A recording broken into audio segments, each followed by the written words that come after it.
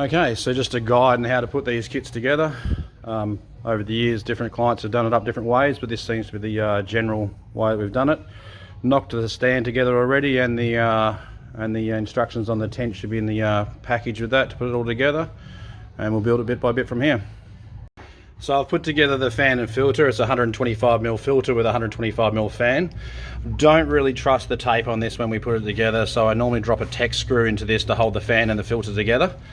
The 150mm ducting that we've got here, we've cut off about 1 meter of it just to run it down to the actual cool tube. A pair of wire cutters will cut the actual duct wire itself. It's 150mm ducting with a 125mm fan, so it'll sit loose on the actual fan itself. Same again, I like to put a Tek screw through this to hold it together. That way there's no chance of it falling apart. Inside the tent kit, hopefully you've got some of these straps, which is what we're going to hang the actual fan and filter on it. We're going to use the cross beam here to hold it all up, and I'll show you in the next little bit. Alright, fan and filter is strapped up. I've got all the cords running outside the room. Tape the ducting to the Tek screw the ducting to the actual fan itself. Run it down to the air cool shade. Important thing before you go through, make sure you stick your bulb in before you go taping anything up. It's a bugger to put it in afterwards. This system here we've got running with the fan and filter on the inside the tent. I will show you the way to do it on the outside of the tent. This way sort of takes up a bit more room in your tent. Some people like to put it on the outside because it gives you that room for the light and everything to move around. The light hangers there, if they'd made the toggles the right size, same size as the bar, we wouldn't have to do this, but this is what we've had to do to keep this way, and the ratchet's attached to the shade. Before you go taping all and strapping this together, make sure you got your fan and filter going the correct way. This way is the air going into the filter, running through the cool tube, and then out the room. The other way would be putting the fan and filter outside the room and drawing through the carbon filter. Make sure you tape everything up and move to the next step, but I'll show you how we run the fan and filter on the outside of the room next. The other way of running the fan and filter is actually leaving one end open, removing the filter and putting it on the outside of the tent.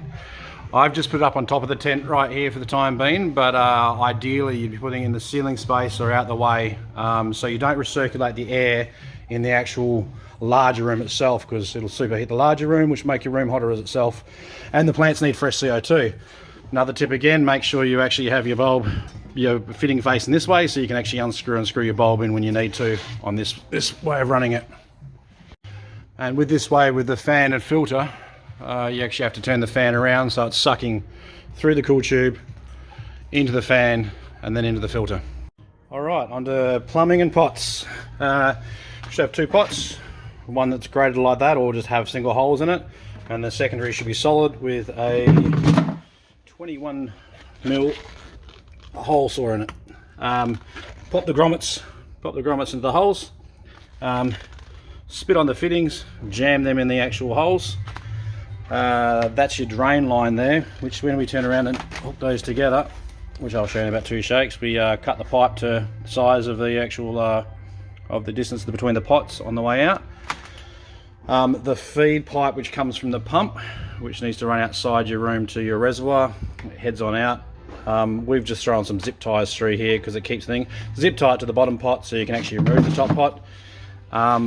With that, half the top pot goes in. Drop your pot sock inside that pot, stops all the crap from coming through, and then I'll show you the next little spot with it set up.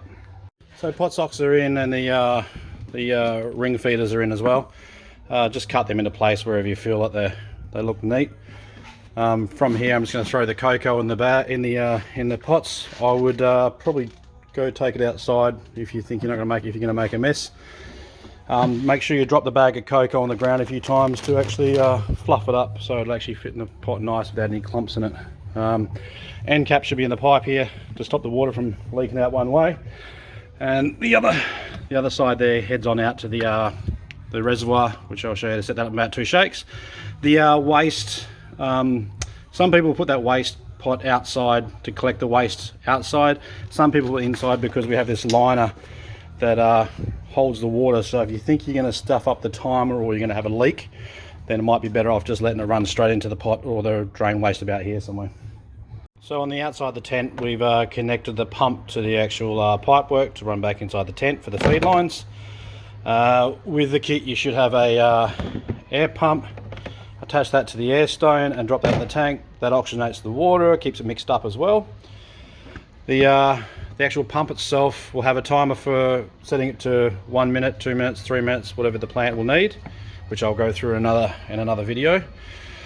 The power source, the actual cool tube fitting will have a round earth on it, which you'll be able to plug into one end of your ballast, run it all the way through and connect it into the second timer to set it up for the 18 hours on, 6 hours off grow cycle, or 12 and 12 for your bloom cycle. Preferably keep this stuff up off the floor. Electrical and water don't mix, so either put them on a bench or get them on the thing. But apart from that, they can all plug into mains power to have it all running. So the last little bit is I've got the waste tub inside the actual room. Like I said, if you want to put it outside, you can, but this sleeve it will hold water for you in case you want to have an accident and wreck your carpets.